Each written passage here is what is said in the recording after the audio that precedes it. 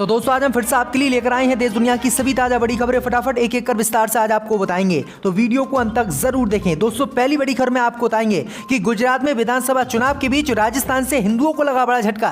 राजस्थान में 22 लोगों ने हिंदू धर्म छोड़कर अपनाया बौद्ध धर्म, हिंदूवादी संगठनों की बड़ी मुश्किलें। वहीं आपको बताएंगे दोस्तों की कांग्रेस की भारत जोड़ो यात्रा में शामिल होंगे फारूक अब्दुल्ला, किया ऐलान। वहीं आपको बताएंगे दोस्तों की गुजरात चुनाव में हार को देखकर बौखलाई भाजपा। बीजेपी ने आज फिर से 12 अपने नेताओं को पार्टी से किया बाहर, पार्टी विरोधी गतिविधियों में शामिल होने का लगाया आरोप। वहीं आपको बताएंगे दोस्तों कि किसान आंदोलन बीजेपी सरकार के खिलाफ फिर से होगा शुरू। किसान बोले मोदी ने वादा करके हमारे ऊपर लगे केसों को अभी तक नहीं लिया है वापस। वहीं आपको बताएंगे दोस्तों कि किम उन जॉन की बहन ने अमेरिका को बताया कुत्ता, बोली डर के मारे हमारे खिलाफ भौंक रहा है।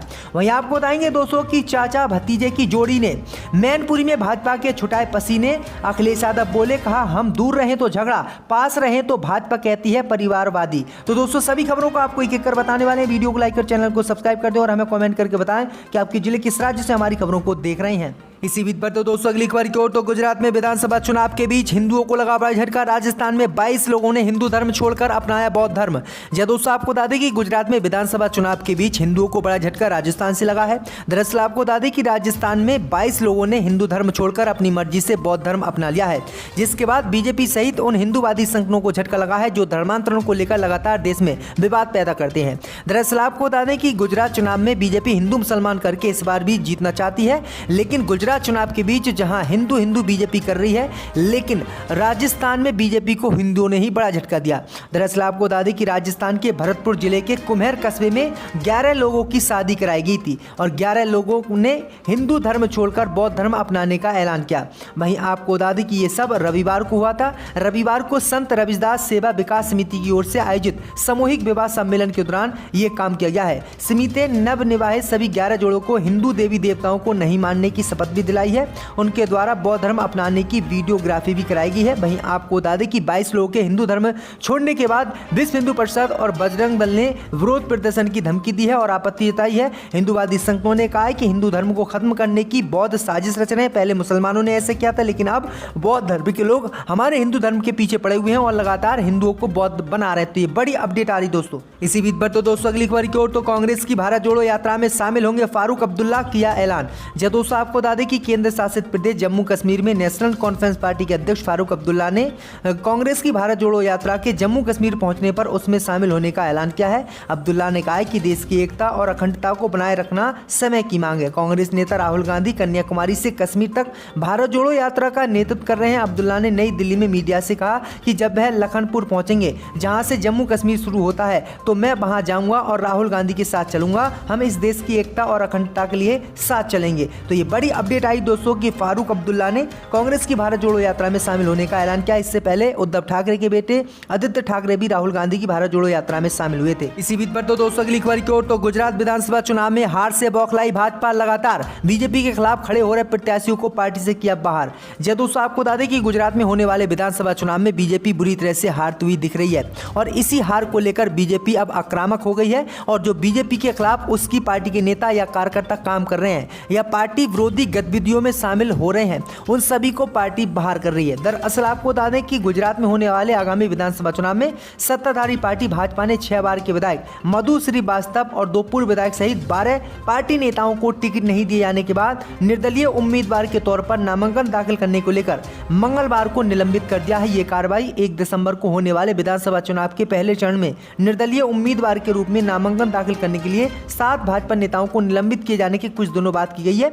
इससे पहले भाजपा ने 7 नेताओं को अपने निलंबित किया था, लेकिन उन 7 नेताओं के बाद आज 12 और नेताओं को बीजेपी ने पार्टी से बाहर निकाल दिया। तो ये बड़ी अपडेट आ रही है कि बागियों के बीजेपी नेताओं के सामने खड़े होने से भाजपा बौखलाए हुए है और जो बागी नहीं माने उन्हें बीजेपी पार्टी से बाहर निकाली, उन्हें सस्पेंड कर रही। तो गुजरात चुनाव में बुरी तरह से भाजपा फंस गई है। इसी बीच पर तो दोस्तों अगली खबर की ओर, तो बीजेपी सरकार के खिलाफ किसान आंदोलन फिर से होगा शुरू। चठूनी ने किया ऐलान।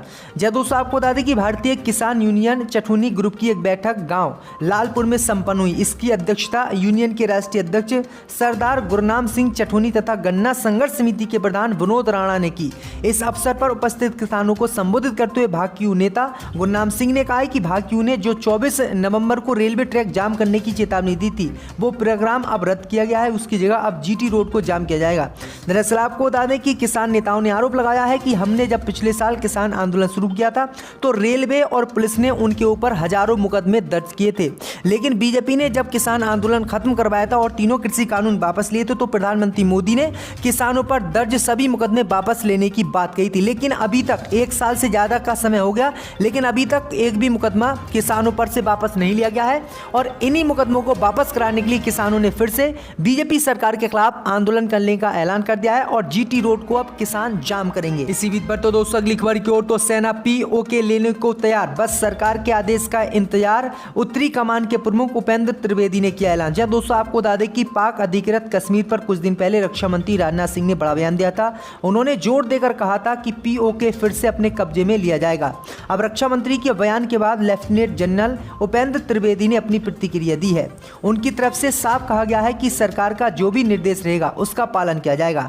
उन्होंने कहा है कि हम कोई भी कार्रवाई करने के लिए तैयार हैं, जैसा सरकार निर्देश देती रहेगी उसी हिसाब से काम किया जाएगा। उपेंद्र त्रिवेदी ने पाकिस्तान को भी चेतावनी जारी की है और कहा है कि सीज फायर का अगर उल्लंघन किया गया तो उसे मुंहतोड़ जवाब मिलेगा। दोनों देशों की जिम्मेदारी है कि सीमा पर शांति बनी रहे, लेकिन अगर पाकिस्तान कोई कदम उठाएगा तो उसे अंजाम भुगतने के लिए तैयार रहना चाहिए।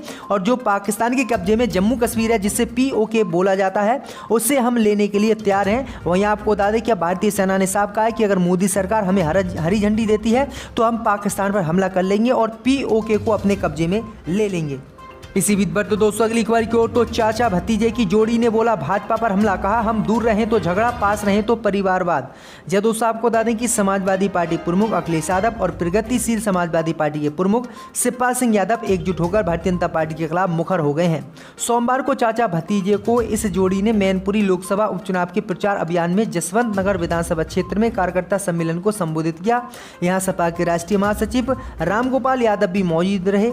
इस दौरान अखिलेश ने भाजपा पर हमला करते हुए कहा कि हमारे परिवार को लेकर भाजपा परेशान है, हम दूर हो जाएं तो दुष्प्रचार करते हैं कि परिवार में झगड़ा है, हम साथ रहें तो कहते हैं कि परिवारवादी हैं। वहीं शिवपाल ने भाजपा उम्मीदवार को निशाने पर लेते हुए कहा कि वह अवसरवादी है, स्वार्थी है और महत्वाकांक्षी है, वह शिष्य नहीं है, चेला भी बनने लायक नहीं है। दरअसल आपको बता दें कि सपा उम्मीदवार डिम्पल यादव के मुकाबले पर भाजपा से खड़े रघुराज साकी ने शिवपाल यादव को अपना गुरु बताया था। तो ये बड़ी अपडेट आ रही है दोस्तों। इसी बीच पर तो दोस्तों अगली खबर की ओर तो किम जॉन उन की बहन ने अमेरिका को बताया कुत्ता, बोली डर के मारे भौंक रहा है। जब दोस्तों आपको बता दें कि उत्तर कोरिया के नेता किम जॉन उनकी शक्तिशाली बहन ने संयुक्त राष्ट्र सुरक्षा परिषद को दोहरा रवैया अपनाने के लिए फटकार लगाई। आपको बता दें कि उत्तर कोरिया ने 17 नवंबर को एक बार फिर से ICBM का सफल परीक्षण किया था। ऐसा कहा जा रहा है कि ये मिसाइल पूरे उत्तरी अमेरिका को निशाना बनाने में सक्षम है। इस मिसाइल परीक्षण के बाद UNSC ने उत्तर कोरिया को लेकर एक अहम बैठक बुलाई। बैठक पर अपनी भड़ास निकालते हुए किम जॉन उनकी बहन ने कहा है कि संयुक्त राष्ट्र उसके पड़ोसी देश दक्षिण कोरिया की करतूतों पर आंख क्यों मूंदता रहता है। किम जॉन उनकी बहन यो जोंग ने कहा है कि दक्षिण कोरिया बहुत खतरनाक सैन्य अभ्यासों को अंजाम देता है, लेकिन UNSC उस पर आंखें मूंदता रहता है। उन्होंने अमेरिका के विनाशकारी हथियारों को लेकर भी अपनी भड़ास निकाली। उन्होंने कहा है कि अमेरिका भी गलत तरीके के हथियार बना रहा है, लेकिन उस पर भी ये समिति चुप रहती है। लेकिन अगर उत्तर कोरिया अगर कोई भी मिसाइल बनाता है, कोई भी परीक्षण करता है, तो अमेरिका कुत्ते की तरह भौंकता है और वहीं से भौंक कर हमारे खिलाफ बयान देता है। इसी बीच पर तो दोस्तों अगली खबर की ओर तो महाराष्ट्र के राज्यपाल कोश्यारी को पद छोड़ना पड़ेगा, मुंबई हाईकोर्ट में याचिका हुई दायर। जब दोस्तों आपको बता दें कि महाराष्ट्र के राज्यपाल भगत सिंह कोश्यारी एक बार फिर अपने बयान की वजह से मुश्किल में दिखाई दे रहे हैं। छत्रपति शिवाजी महाराज पर दिए गए बयान से महाराष्ट्र भर में लगभग सभी पार्टियों के नेता और कार्यकर्ता उनके खिलाफ भड़क गए हैं। उन्होंने डॉक्टर बाबा साहेब अम्बेडकर मराठावाड़ा विश्वविद्यालय के कार्यक्रम में कह दिया था कि छत्रपति शिवाजी महाराज तो पुराने आदर्श हैं, आज के आदर्श तो नितिन गडकरी हैं। मंगलवार को उनके खिलाफ मुंबई हाई कोर्ट में फौजदारी जनहित याचिका दायर हो गई है। इस जनहित याचिका में राज्यपाल को पद से हटाने की मांग की गई है। साथ ही कोश्यारी से मेंटल फिटनेस सर्टिफिकेट मांगे जाने की भी अपील की गई है। दीपक जगदेव नाम के शख्स ने एडवोकेट नितिन सात पुते के जरिए एक याचिका दायर की है। इस याचिका पर जल्दी सुनवाई होने की संभावना है। तो ये बड़ी अपडेट आ रही है दोस्तों। ये कहाँ का इंसाफ है और कहाँ का कानून है, हमारी तो समझ में नहीं आता कि देश अब किस तरफ जा रहा है। ये लॉ एंड ऑर्डर एनार्की शुरू हो चुकी है, डिक्टेटरशिप शुरू हो चुकी है। अभी सुप्रीम कोर्ट ने हाल में सुनवाई की है। सुप्रीम कोर्ट ने फटकार लगाई है कि हत्या के जो आरोपी हैं उन्हें आखिरकार अब तक गिरफ्तार क्यों नहीं